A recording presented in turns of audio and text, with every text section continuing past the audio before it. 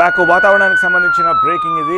రాబోయే 5 రోజులు తెలంగాణలో ఎండల తీవ్రత పెరగబోతోంది. దానికి సంబంధించిన అప్డేట్ ఐఎండీ నుంచి వస్తోంది. పలు జిల్లాల్లో 45 డిగ్రీలు దాటనుంది ఉష్ణోగ్రత.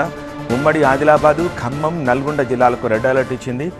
కొమరం భీం, నిర్మల్, జగిత్యాల, మంచిర్యాల, కామారెడ్డి ఈ జిల్లాల్లో తీవ్ర వడగాల్పులుండే అవకాశం ఉన్నట్టుగా హెచ్చరిస్తోంది.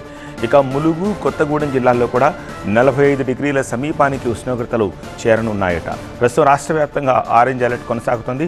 మధ్యాహ్నం ఉదయం 11 గంటల నుంచి సాయంత్రం 4 గంటల వరకు అత్యవసరమైతే తప్ప బయటకు రావద్దని సూచిస్తున్నారు. రాష్ట్ర వ్యాప్తంగా ఈ పొడి వేడి వాతావరణము తీవ్ర ఉక్కపోత కొనసాగనుంది. మరోవైపు ఈరోజు రేపు కొన్ని జిల్లాల్లో ఉరుముల మెరుపులతో కూడిన తేలికపాటి నుంచి మోస్తరు వర్షాలు కురిసే అవకాశం కూడా ఉంది. గంటకు 40 నుంచి 50 కిలోమీటర్ల వేగంతో ఈదురు గాలులు వేస్తాయి.